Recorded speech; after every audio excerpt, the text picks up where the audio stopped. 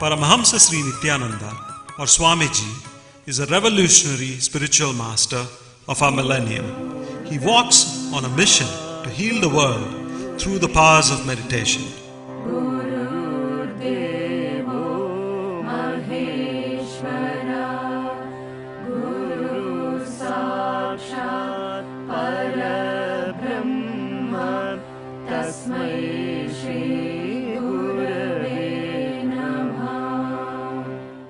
Swamiji chose to be born as Rajashekaran in the sacred town of Tiruvannamalai in southern India.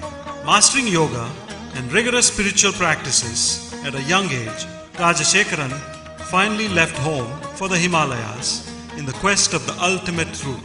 This quest led his feet to the holiest of pilgrimage spots and to great spiritual masters in India and Tibet. After years of wandering, study, and intense penance, the boy Rajashekaran experienced the ultimate flowering of consciousness on January 1st, 2000. Rajashekaran became Paramahamsa Sri Nithyananda. Guided by a divine vision, Swamiji set up Dhyanapita, a worldwide movement for meditation in Bidadi near Bangalore in India. At the ashram, seekers aged between 8 and 80 live and learn in the Master's presence.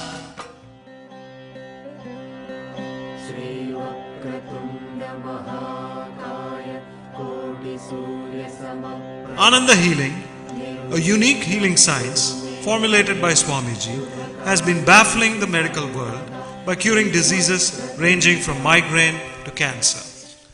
Qualified individuals are also initiated by Swamiji into Ananda healing. Today there are over 300 healing centers and over 700 healers worldwide.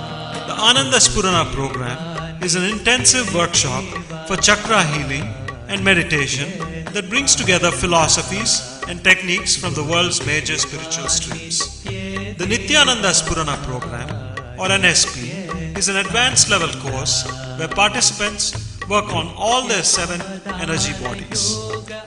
Ananda Yoga is an introductory program to help integrate meditation into our normal lifestyle with practical and powerful techniques to cope with work stress, ill health, and failing relationships.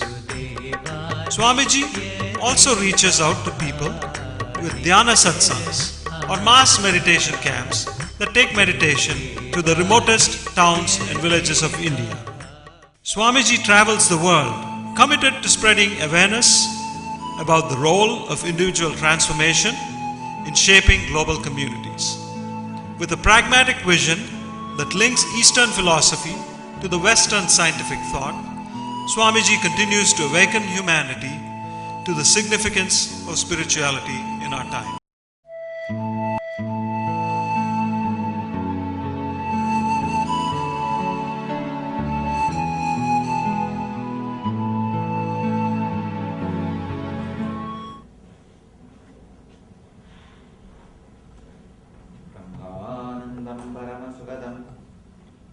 केवलं ज्ञानमूर्तिं द्वन्द्वातीतं गगनसदृशं तत्त्वमस्यादिलक्ष्यम् एकं नित्यं विमलमचलं सर्वदी साक्षिभूतं भावातीतं त्रिगुणरहितं सद्गुरुं तं Namami.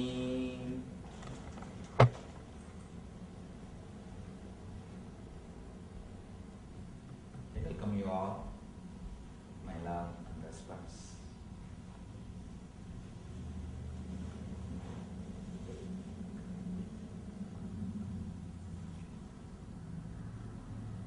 Today I will be addressing on guilt, the sure killer of intelligence. I will change the topic.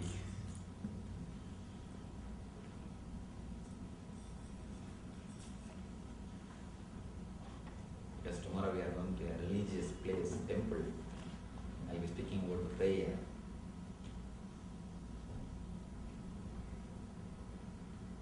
Today you will all listen about the guilt, the sure killer of intelligence. Let me start with a small story. A great rishi was doing penance in a deep forest. Suddenly one day night, he had an unexpected guest. One guy came and knocked his door, requested the rishi, "Can I stay here tonight? Tomorrow morning I'll leave you. I'll leave from this place." Rishi said, "Welcome. You are welcome. Please come and stay." Next day morning, casually Rishi was inquiring, "Who are you? You are from where?" The guy said, "Please don't be frightened. I am a thief. Just yesterday night, I robbed the palace. I escaped from the palace. Straight I came to your hut. But I am really very happy that you took care of me. You gave me shelter and food. I am leaving. Please bless me." He left. Rishi felt very much disturbed.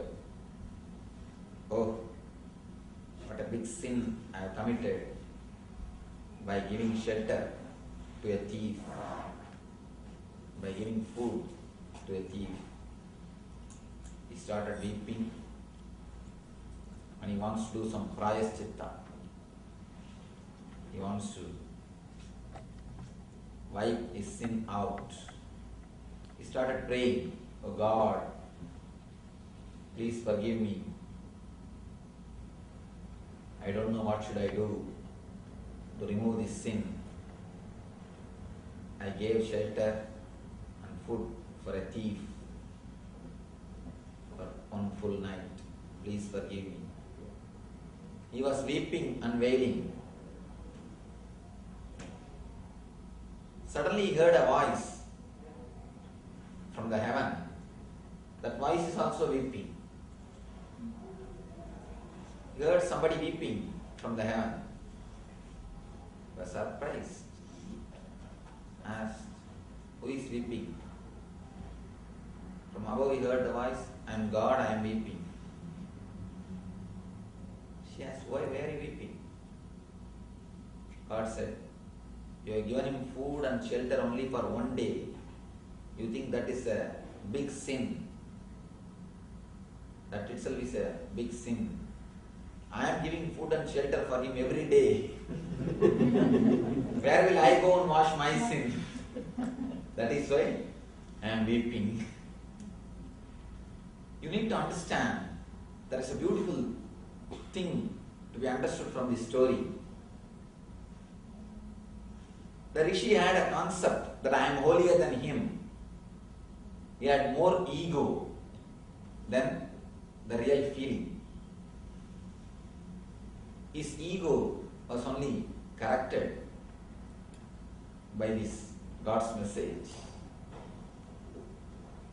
All our guilt, all our rules, all our morality, all our idea of right and wrong is created only by this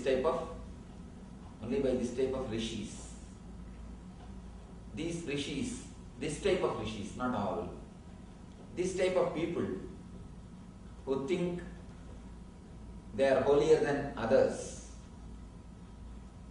they are more pure than others, they are great than others.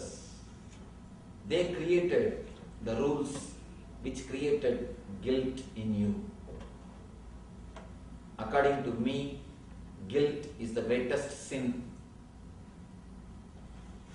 At least other sins will punish you after your death. Guilt will punish you when you are alive. With other sins, you will have punishment only when you are dead, of course. I am not sure, they say. But the guilt will kill you when you are alive. Look little deep. What is the root cause of the guilt? It is just our idea about right and wrong, our understanding about what is right and what is wrong. Only from that the guilt starts. What is right and what is wrong? Let us start analyzing. After all, where is the scale to measure what is right and what is wrong? In Hinduism, vegetarian is the right. In Christianity, non-vegetarian is right. In Hinduism, you can marry only once. In Islam, you can marry 4 times. In Hinduism, you can't drink. But in Christianity, Jesus himself consumed liquor. There are so many rules, so many regulations in different places, in different situations, in different societies. In South India, fish is considered as a non-veg. But if you go to Bengal, they call it as a Ganga Phal. Fruit from Ganga. Fruit from Ganga. And Bengali Brahmins, they eat fish. There will be no Bengali house which will not have a pukur in front of the house. Pukur means a small pond. They grow fish. They eat fresh fish. And Ramakrishna used to eat fish. In Bengali Brahmins take fish, and fish is considered as a vegetarian. Mach, Mishti, Tamak means the fish, sweet and tobacco is a basic thing. Ramakrishna used to smoke. Vivekananda used to smoke. So where is the so-called morality? It is just local customs.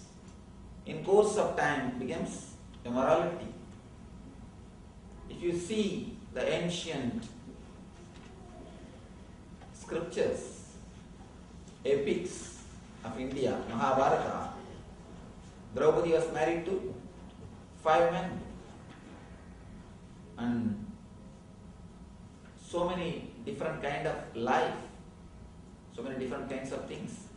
Kunti was married to 5 men. Kunti had 5 sons from 5 different men.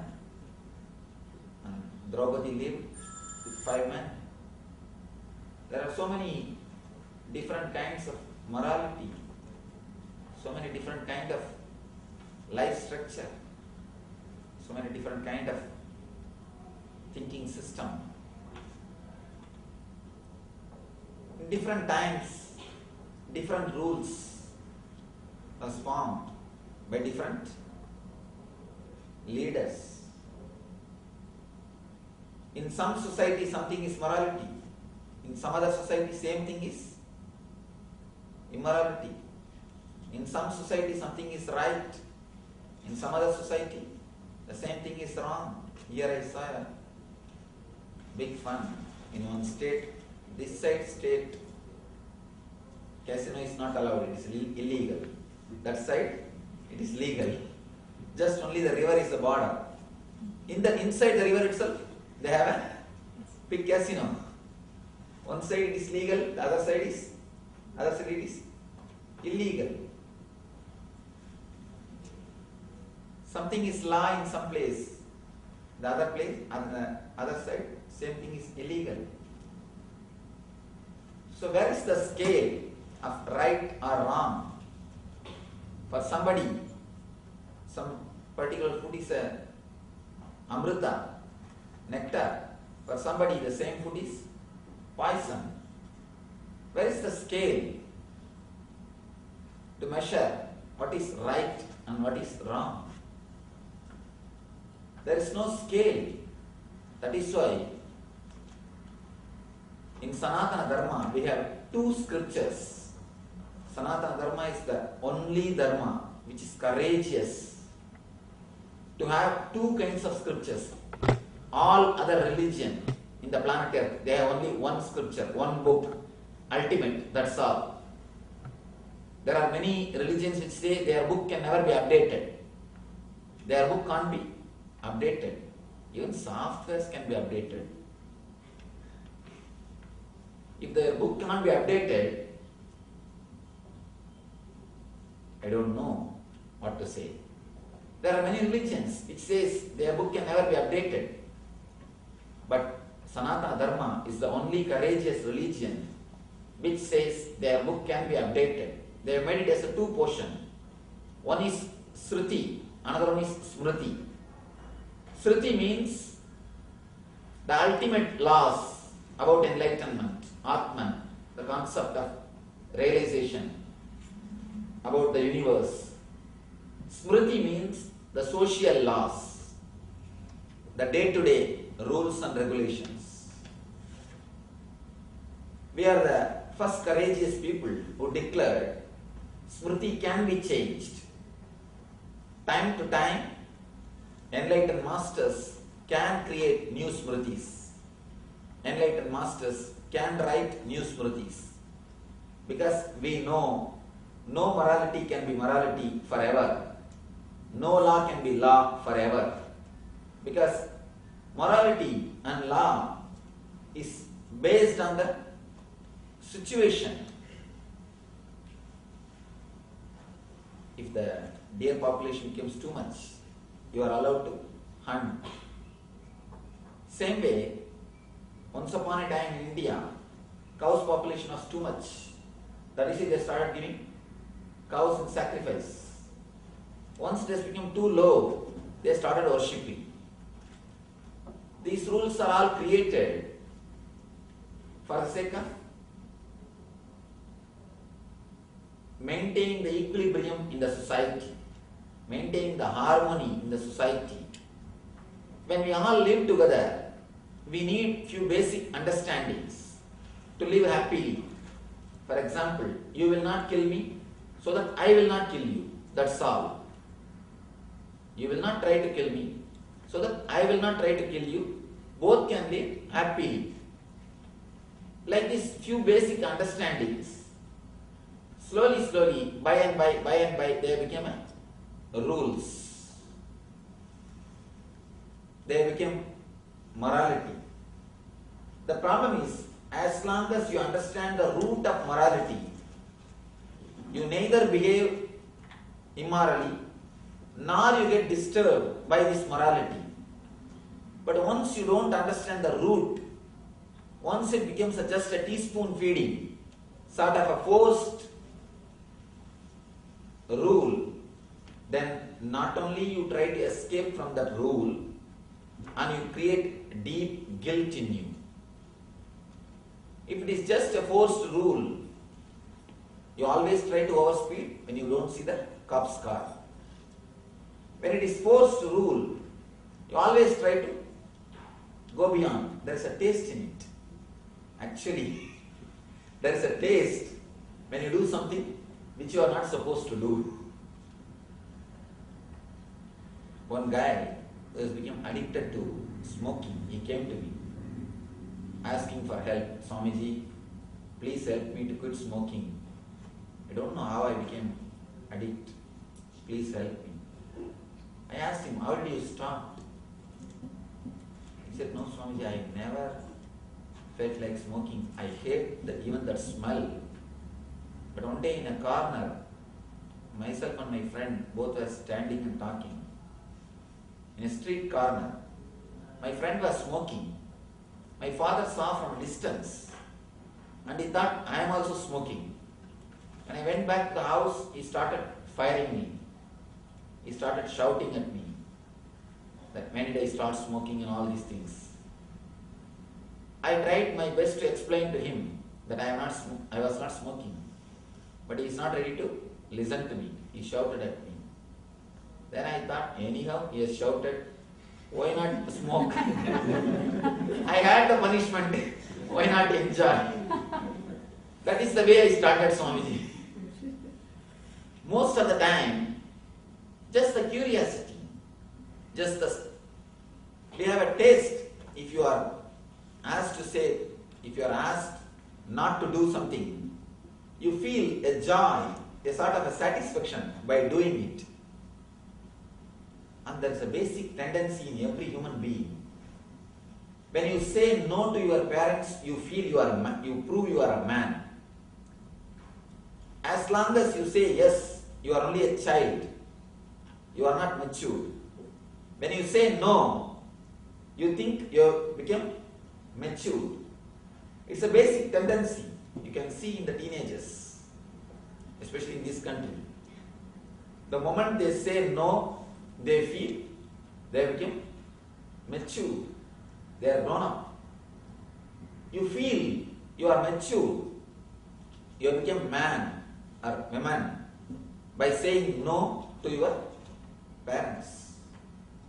That is why so many rebellious groups, so many gangs, because there is a deep taste in saying no. Saying no is almost like addiction. When you say no, you try to prove you are somebody special. You are somebody different. As long as morality is given to you like a teaspoon feeding, not with an understanding, you create two things. One, you try your best to escape from it. Second, you create a deep guilt inside your being. A small story about how things became superstition or a moral setup. There was an ashram in India where every day Guru used to do regular worship, puja, morning puja. And he had a pet cat. The cat used to jump and play around him when he does the puja. He felt the cat is a big disturbance. So before starting the puja, he called one of his disciples. I catch this cat and cover it by a basket. They covered it. He did the puja peacefully. Next day also he called the disciple. I cover this cat so that I will have a peaceful time. So every day it has become a routine to cover a cat before the puja. Suddenly one day Guru died and the cat also died. The disciples are wondering, now how to get a cat to cover before the puja? They started searching for a cat. Somehow they could manage one cat, and before the puja, the cat was kept in the same place and they covered it with basket. Puja started. By and by, after some time, it has become very difficult to get the cat. They are not able to get any cat to cover before the puja starts. And slowly they started thinking, without cat you can't do the puja. It is sacrilegious. So slowly they stopped the puja because there is no cat. This is what happens if things become superstition. One more small story. One great Pandit wants to take bath in Ganga. He had his kamandalu with him. He has to keep his kamandalu in a safe place. He searched here and there.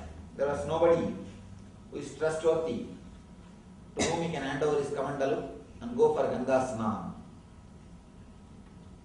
Because there was nobody, he just made a small pit in Ganga sand, put the kamandalu on it, closed it. Just to remember the place, he made a small heap of sand on the kamandalu. Went to take bath. There was some farmer who was watching from a distance. He thought, oh, before taking Ganga bath, we should also make a small heap. So he made a small heap, entered inside the Ganga to take bath. The third guy came. Oh, it's a tradition. Let me make a small heap. Again he made a small heap, did namaskar, went and entered inside the Ganga. By and by, all the guys have started making small heaps. The moment Pandit came out, he saw more than 100 heaps all over the Ganga bed. And now he's having a problem. Where is his kamandalu? Where is his kamandalu? It is under which heap? He do not know. So he started searching, destroying the heaps. Suddenly the farmer came and started shouting at the Pandit, hey, why are you disturbing our Shivalingas? Why are you disturbing our heaps? You are a Pandit, you should have a sense. Don't you know? Before Ganga Snana, you are supposed to do this. And you are disturbing our heaps. Heaps naturally look like a Shivalinga. So you are disturbing our Shivalingas. Don't you have a sense? Pandit said, when did this ritual started? It is me who created the whole ritual. It is just for the sake of my kamandalu. I created it. Finally it has become a big trouble for himself. Anyhow, he was not allowed to destroy the heaps. So he has to move. If you look into your life, there are so many heaps which has entered in your life the same way. There are so many speed breakers. There are so many obstacles in your life which has entered without any understanding. In course of time, many regulations which had meaning becomes a rule without even now having any meaning. In those days, they will not stitch the clothes after the sunset because the stitching was done with a needle. Naturally, in the night time, in the dim lights of candle or a hurricane, the small lamps, you will not be able to, the lantern lamps, you will not be able to stitch. Even now in India, you can see after the sunset they won't stitch. Even in the tailor shops, there are many tailor shops where now lights are available. They are not going to stitch in the hand. They are going to do it only by machine. But you can see, they won't stitch. Just blind rules. When you don't have understanding, things become just dead rule. When you have understanding, any rule can become a technique to live life happily. If you start understanding all the rules, you will start understanding all the rules are created just to have happy, blissful life for yourself and the people who are around you. But today, these very rules create hell for yourself and for others. I have seen few people, before starting their meditation, they will create so much of noise in the house. Keep quiet, don't shout. Switch off the calling bell. Do this, do that. They will practically turn the whole house just for the sake of 10 minutes meditation. Do you think that 10 minutes also they will do it? The moment they start, they will start dozing. And after 2-3 minutes, start beating the mosquito. After 2-3 minutes, scratching. Then I think tomorrow we can do. For this drama, they will make such a big drama. They will practically turn the whole house. The very meditation itself is done for the sake of peace and silence. But they will create so much of noise. Many times you can see the people who try to create peace, their sound will be much worse than others. Their sound, whoosh, keep quiet, that will be more louder than the people who are talking. In the schools you can see. The sound of the kids will be much less than the noise from the teacher. Most of the time, when you don't understand the root of the morality, you start living in a very dull and dead way. According to me, any rule, if it is internalized, will create guilt in you. Understand? Any rule, when I say any, I mean capital letter A-N-Y. Any rule, if it is internalized, it will create a deep guilt in you. Because by your nature, you are the person who works, who aspires for freedom. Svabhava sudantraha means your nature itself is freedom. You are a nitya mukta. You are eternally free. You never wanted to be caged. You never wanted to be slave of any rule. You can see all the society is struggling, working only towards freedom. All your struggle is nothing but struggle for freedom. Even your search for money. If you have more money, you have more choices. More bigger house, more bigger car, more comforts. You have more choice, you have more freedom. Your choice or your freedom is what? Is a real search. Your search for money is nothing but search for more freedom. So by very nature, you are searching for freedom.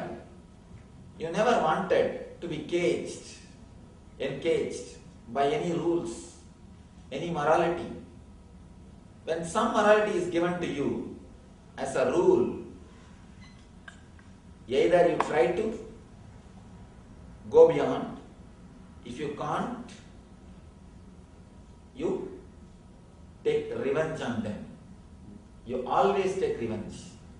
Maybe you wait for a right time.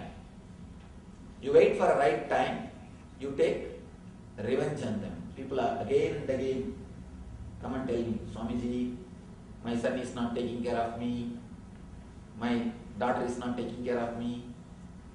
Be very clear. Your son is the first enemy for you, you will be the first enemy for him. Because you have given him so many rules. You have given him so many regulations.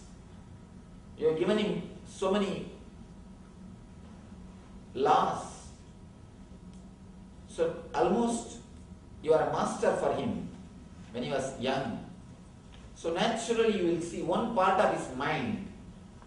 The one part of his mind will have respect, will feel you are his hero. The other part will always feel against you. The other part will be just waiting to take revenge on you. Because you have given him the rules and regulations. It's a basic rule. Naturally, he will be against you because you give him rules and regulations. There are few people who try to give you the rules in a very subtle way, in a very cunning way, exploiting your fear and greed, showing the hell and the heaven, desire for hell and the desire for heaven. There are so many concepts of hell and the heaven. If you practice this type of things, you will be rewarded with heaven. If you practice this type of things, you will be rewarded with hell.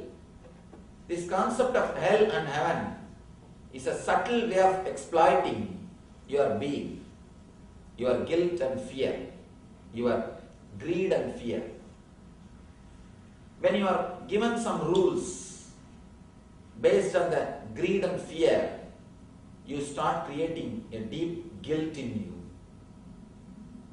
And one thing, this is one of the ultimate law. This is one of the ultimate law which is very difficult to understand, but one of the ultimate law. Nobody can live their life based on any law. Nobody. When I say nobody, I mean capital letter. When I say any law, I mean capital letter. Because the life is something far more superior than any laws. All the laws, all the rules, all the regulations, even if it is a golden rule, it is based on some understanding about life. But the life is beyond all our understandings and beyond all our logic. People ask me, Swamiji, why this life is created at all? I tell them, this why can never be answered. Because this why is based on your logic. But life is based on God's logic. Your logic and God's logic never meet with each other. His logic is so big, so vast, so infinite.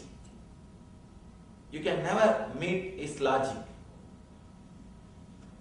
Life is created by him. Rules are created by you. Life is created by him.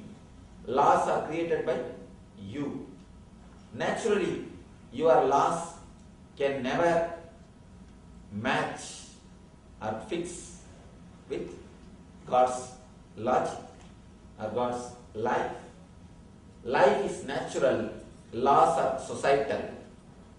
Life is physical, laws are mental.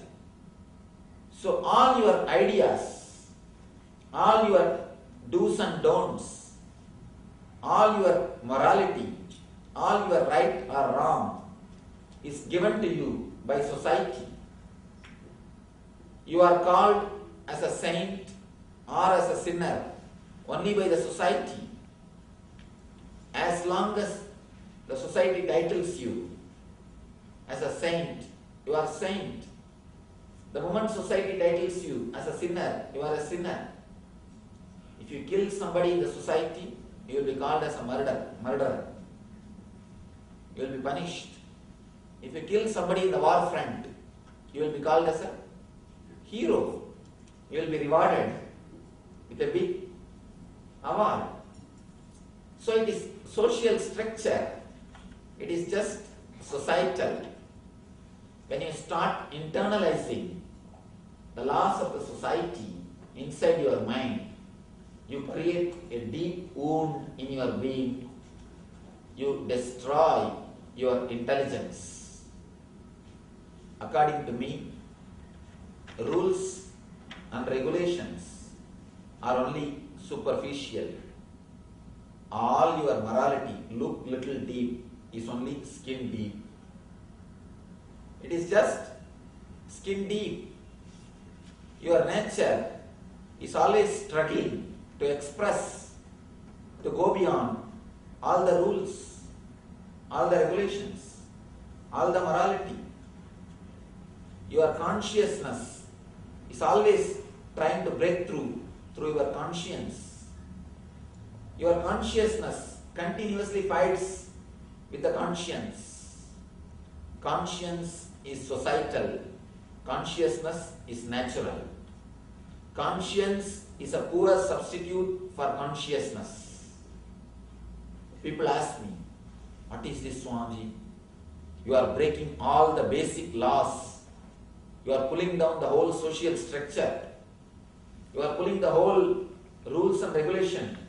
Then how we all will live morally? How people will live with the morality. What are you doing? I tell them, be very clear. Only for kids you need forced morality. For them you need to say, keep quiet, I'll give you candy. Of course, nowadays kids say, I am happy, I don't need your candy, keep. I am happy by jumping around. Who cares for your candy? To kids you can say, keep quiet, I will give you candy, or I'll beat you. For kids you can give morality based on fear or greed. It is time. You are not kids anymore. It is time to stand up and be moral based on understanding, not based on fear and greed. As long as your morality is based on fear and greed, be sure it is just skin deep. It is just skin deep. You can never be moral based on fear and greed. If the fear and greed is the base for your morality, you will try all the possible way to escape from it. Just to have a small gap, 10-mile speed. Even if we see the car, we can press the brake. As long as your morality is based on fear and greed, be sure you are child, you are not mature. If you are really grown up, your morality should be based on understanding, not based on fear and greed. According to me, maturity means the man who lives happy, blissful, tuned life without fear and greed. When you drop your fear and greed, a new kind of morality arises in your being. The morality which is not a social morality, which is not just skin deep. It arises out of your whole being. Your whole being experiences a different well-being. That's a beautiful story. There was a Zen master. For some reason, king declared, next day morning he should be killed. It was informed to him, but the king said, till tomorrow morning he can do whatever he wants. He can live as he likes. He is given a full freedom. But the master is seen following the same routine. He is doing the same gardening, fetching water from the well, doing the same cooking, serving his disciples, living the same way, doing the same routine. Some disciple asked him, what is this? Don't you feel like enjoying something because tomorrow morning you are going to die? Don't you want to do something else? Master says, my life is from my understanding. So this is the best thing I can live. This is the best way I am living. I am totally fulfilled. I have nothing else to do. Whether I am going to live 24 hours or 2 hours, this is what I want to do. I have nothing else as enjoyment. If somebody gives us this deadline, till tomorrow morning, you will be alive, you can do whatever you want. Just look inside your mind, what all you will do. If you will do anything other than your daily routine, be very clear, your morality is just skin deep. Your morality is just skin deep. It means what? You are controlling yourself for some reason. You are not living your whole life for some reason. As long as you don't live your whole life, you will always feel you are missing something. The feeling you are missing something is the root cause for fear of death. Mostly, we are not even afraid of death. We are afraid that we have not lived our life. It is not even fear of death. It is fear that I have not lived my life. Guilt is the root of fear of death. One deep thing you should understand. Guilt is the root for greed. Because as long as you have guilt, you can never enjoy anything. One of our devotees, she came to me and told me, Swamiji, the moment I see ice cream, I start having the cold. I don't even have to eat. If I see the ice cream, I catch cold. No, it's a very serious thing. For last 12 years she is suffering. Then I sat and started speaking with her. Almost like psychoanalysis, but in a little deeper way. Slowly I traced her mother created a deep guilt in her when she was a child about the ice cream. The mother doesn't want the kid to have more ice cream. So she created a deep guilt, a deep negative attitude towards the ice cream. That negative attitude and the guilt creates allergic feeling just by seeing the ice cream. And when I was analyzing about her, when I was talking to her, she said, Swamiji, sometime when I see the ice cream, immediately I hear a clear voice, my mother's voice, don't eat. Even now, she says, I am hearing the voice. You do not know how many times you are hearing the voices. We are not so sensitive, that is why we don't hear. But our being is also a crowd of voices. Understand, your being is not only your being. Your totality of crowd of voices. Your mom's voice is there, your dad's voice is there, your teacher's voice is there, your friend's voice is there, your neighbor's voice is there, your professor's voice is there, your hero's voices are there. Your totality of crowd of voices. That is why you feel so much of sound inside. If there is only one voice, you will never have a problem. You will never have any problem. Your mind will move like a river. That's a beautiful example you should understand. Your mind is almost like a river, like a stream. It flows beautifully. But this guilt is like a rock. It blocks the flow, creates a whirlpool, and creates the energy block. Any guilt you carry in your mind, in your being, is a blockage of energy. Just like a blood clot, it's an energy clot. All the voices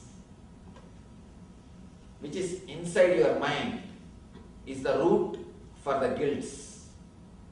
Any guilt will kill your intelligence. As long as you flow like a river, like a stream, a beautiful river, you will see, you will be expressing an extraordinary intelligence in your life. You will express a different kind of intelligence, different kind of energy, different kind of bliss. The moment you start creating guilt in you, the moment you are stopped in your free flow, you create energy clot inside your being. You create energy clot inside your mind. Especially the old your culture, the more is the guilt. We always think if our culture is old, we are something great. But if you look a little deep, If your culture is too old, you start following the dead books. The more the rules are old, more they are dead.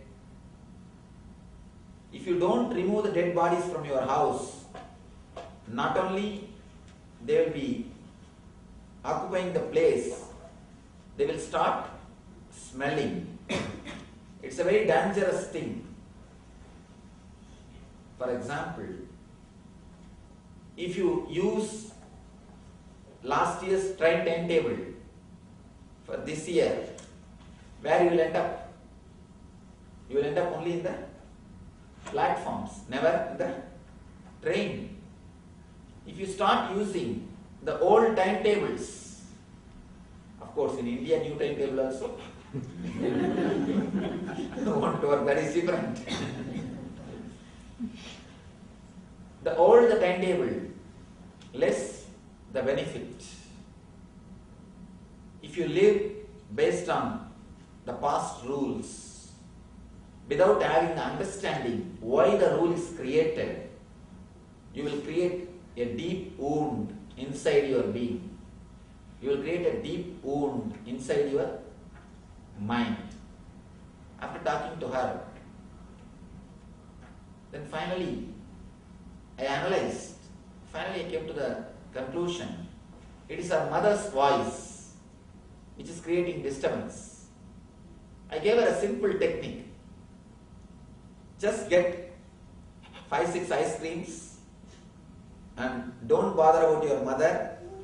If you listen to your mother's voice, just be angry on her and eat the ice cream. Anger is the wonderful way to release your guilt. The moment you express your anger, your guilt also will be released. Actually, anger and guilt, they are two sides of a same coin.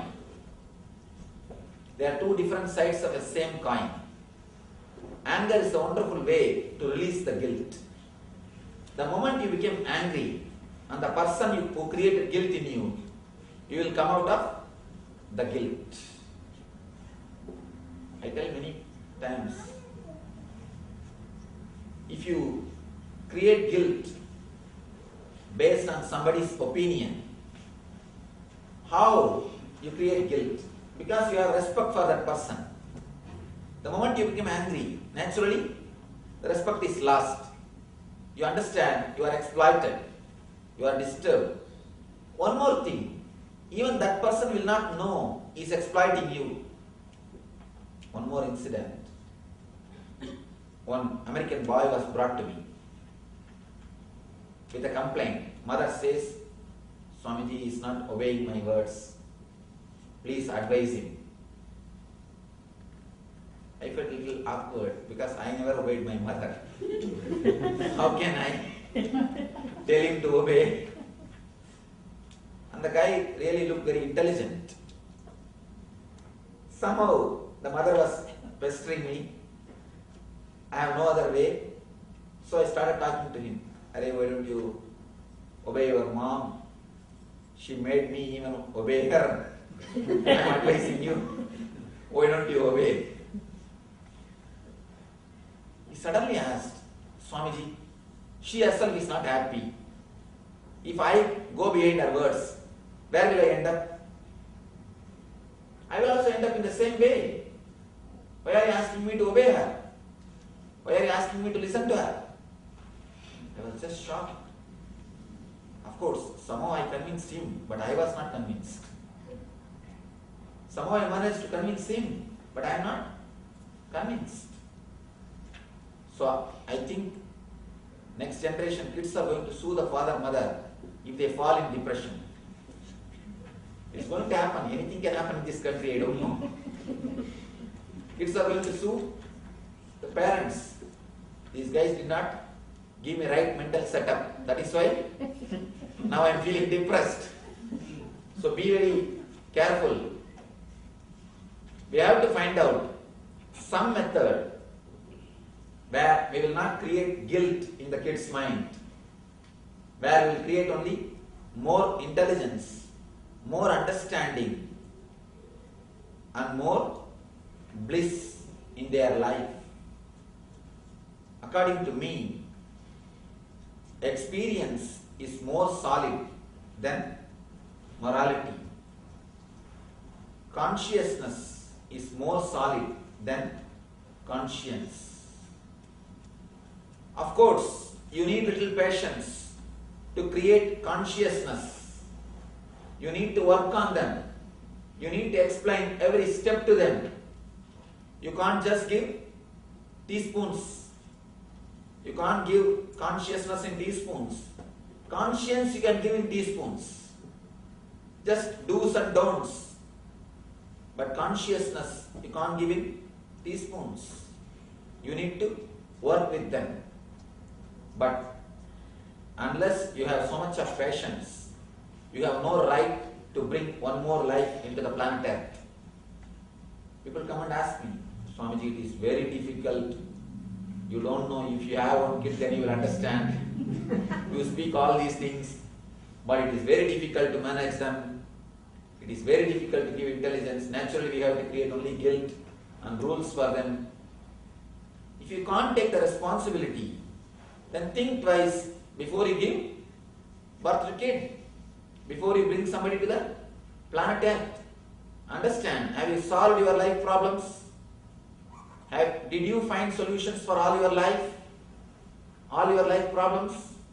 Then go ahead, bring the next person, next generation to the planet Earth. Otherwise, wait. There is every chance next generation is going to catch your neck. What are you doing? Why did you bring me? See, already the kids have come to the level. They say, she herself is not happy. Why should I follow? So there is every chance tomorrow kids are not going to listen to our morality. And not only that, look into your own life. Vivekananda says beautifully, he is a courageous person. I think according to me, the most courageous master who happened on this planet Earth, who has nothing to do with so-called social setup, who broke everything, who gave a new light to the whole humanity. According to me, he is the Manu of this modern day. He is the Smritikara of the modern day. Smritikara means the author of new laws of the modern day. He says in one of his discourse, reason and religion. Let the reason, let the logic be flooded on the religion. Let your religion be flooded by reasoning and logic. Whatever can be washed away, whatever will be washed away by the reason, by the reasoning, let it be washed away. The earlier they are washed away, better for the humanity. He says, flood the religion by reasoning. Allow the reasoning to be the main thing. Let your consciousness be the torch. Flood it. The earlier the superstitions are washed away, better for the humanity. If they can't stand the flood of reasoning or logic, let them be washed away. The earlier they are washed away, better for your humanity. There's a small story. When the scientist who discovered the world is a globe, planet Earth is globe, it is not flat. This is the guy Galileo. This guy wrote his book after the research that planet Earth is round, it is a globe, it is not flat. But in the Bible it is said it's a flat. And one more thing, Bible says sun goes around the planet Earth, not the planet Earth, the sun. See, Bible is not wrong. At that time, that was the information available. So Bible recorded it. That was the information available. Bible recorded it. And one more thing, when you experience enlightenment, you will experience the whole existence is moving around you. When Jesus said the whole thing is moving around him, he becomes a center. When you become enlightened, you become a center actually. You become a center. You feel, you experience, the whole universe is moving based on you. When Jesus became enlightened, he declared his enlightenment through these statements. He experienced the whole universe is going centered on him. That is the reason he declared that sun is going around the planet Earth. It is a metaphysical statement. But the disciples who recorded, later on they started believing it as a physical statement. What Jesus declared is a truth. What the disciples believed is a fact. They started taking up this as a fact. So, Christian court summoned the scientist, the Galileo. They called him and they said, no, you cannot say sun is going, the planet Earth is going around the sun.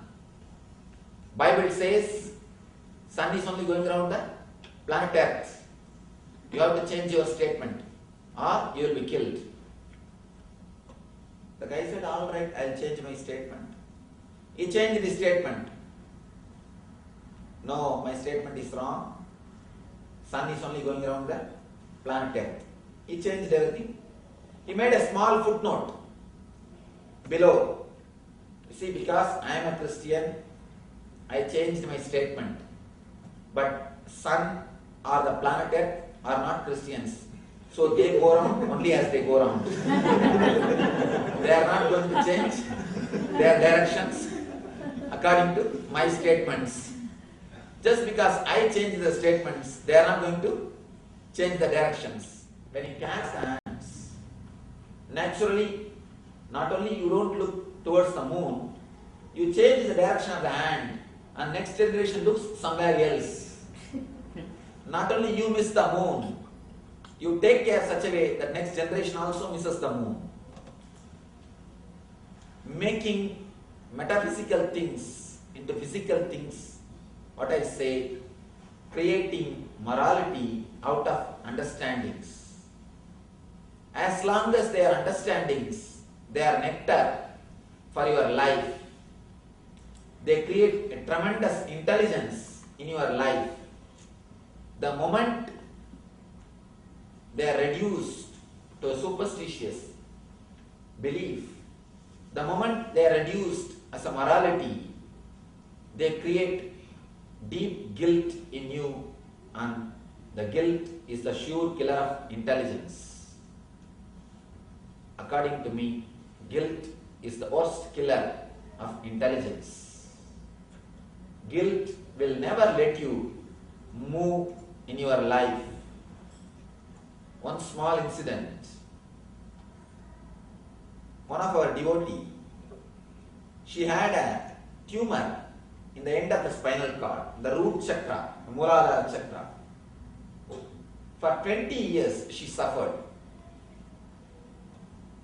She came to me complaining, Swamiji, please help me, heal me. I am suffering with this tumor for so many years. And she says, even after surgery, it again comes back. She even underwent surgery, but it came back. I started talking to her slowly to trace the origin of the problem. Finally, she opened up and started weeping. She said, I asked her, do you have any guilt related to your sex energy? She slowly opened up and started weeping. She said she was abused when she was very young. When she was a kid, she was sexually abused. One of her own close relatives exploited her for so many years. And that guilt stayed with her, and she says, I started hating the very portion of my body. That part of my body itself I started hating. I started feeling that part of the body should not exist in my body. I started feeling that's different from my body. That is not my being. My hatred towards that person has turned towards my own body. When you start hating some action, you start hating that part of the body also. My hatred has become so deep. Swamiji, that is the root. I was speaking to her. Slowly she opened up and she wept, and when she confessed, when she brought the guilt out, I was talking to her and she came out of the guilt and she was psychologically healed. And I was explaining how this is a usual thing which is happening. Now they say 1 in 4 are getting sexually abused, especially in America. I read a report just the other day. 1 in 4. Of course, kids don't open up and kids don't tell you. Anyhow, when she was psychologically healed, when I explained the nature of all these things, you will be surprised. I can tell only one thing. It's a truth. What I am telling you is a truth. Just in 10 days, simply tumor disappeared.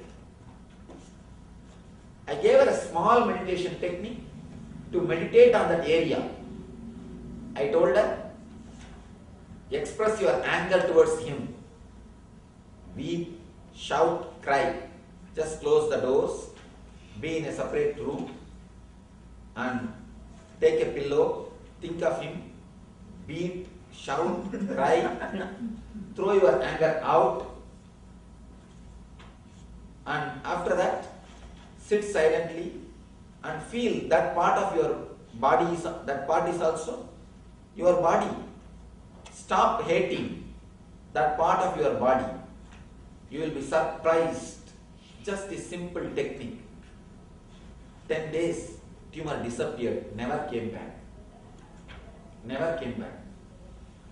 I don't know, little difficult to understand, but truth. Same thing happens in our life. Not that always we get the physical disease.